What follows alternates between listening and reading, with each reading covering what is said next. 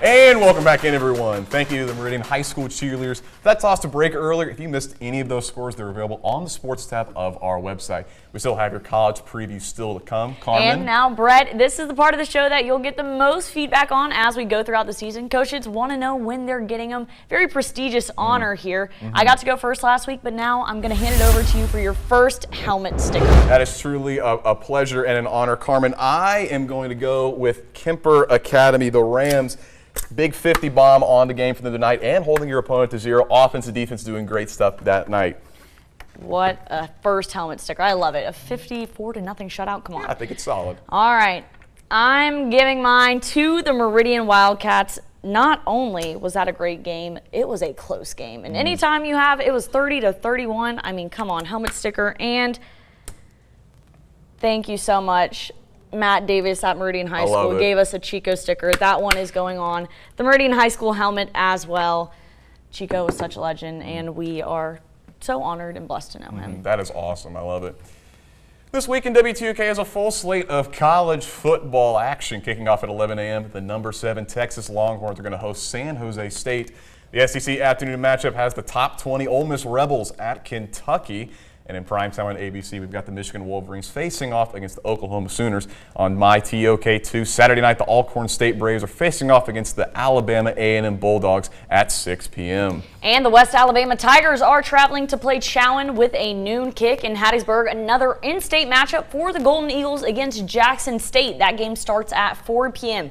The nighttime lineup for this week is a busy one as the Mississippi State Bulldogs will host number 12 Arizona State in Starkville. Kickoff is at 6:30 p.m. That game is on ESPN2. The Auburn Tigers hosting Ball State on the Plains at 6:30 p.m. on ESPNU. And the Alabama Crimson Tide look to bounce back from their Week 1 loss as they host Louisiana State at Louisiana Monroe, at 6:45 p.m. on the SEC Network.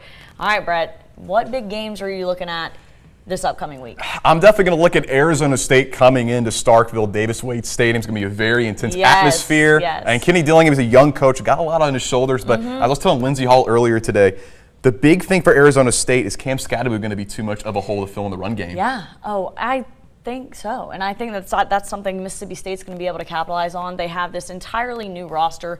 There was a couple things against Southern Miss. They kind of put the game away in the second half, but if they could clean up some of those penalties, and Jeff Levy talked about it, he was like, these are errors that, it was probably 2 or 3 scores taken away from them based on flags.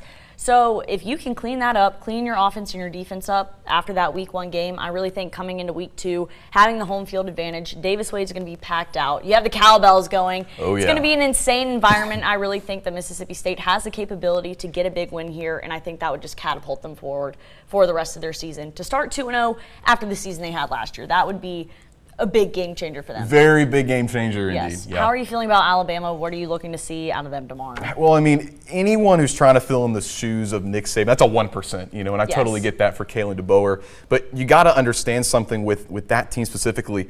I would love to see some guys step up and take leadership roles. I know there may be some people like Jam Miller in the run game that's definitely impacting them.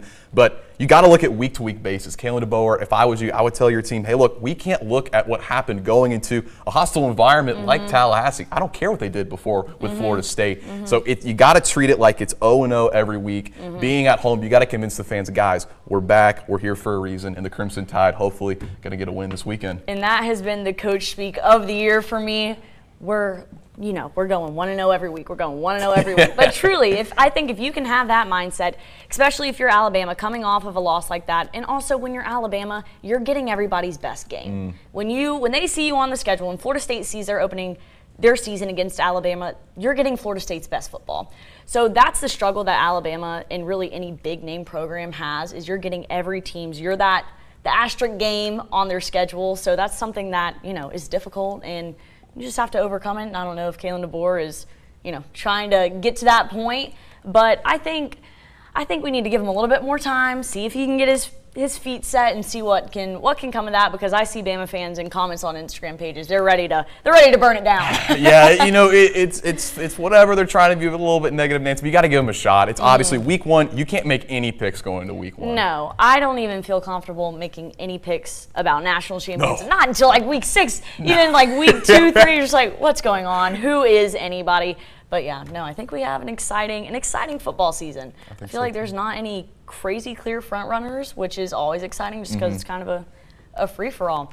And in case you missed it, each week WTOK staff is hoping to spark a little friendly competition with our viewers. If you go to our website, you'll see the WTOK Pick'em contest on the main navigation bar for the site or on the News 11 app. Each week on Tuesday afternoon, we will open a new list of matchups including prep football games, college football matchups, and a few NFL games. We'll close the voting on Thursday afternoon at 6 p.m. When the season wraps up, if the viewers take the overall season record, WTOK staff members could be pied in the face on air. All right, I don't know how I feel about that one. I'm not fully open to that, but hopefully I have an undefeated record. That's my plan. Well, thank you so much, everyone, for joining. Thank you to the viewers at home. Stay tuned for Kimmel.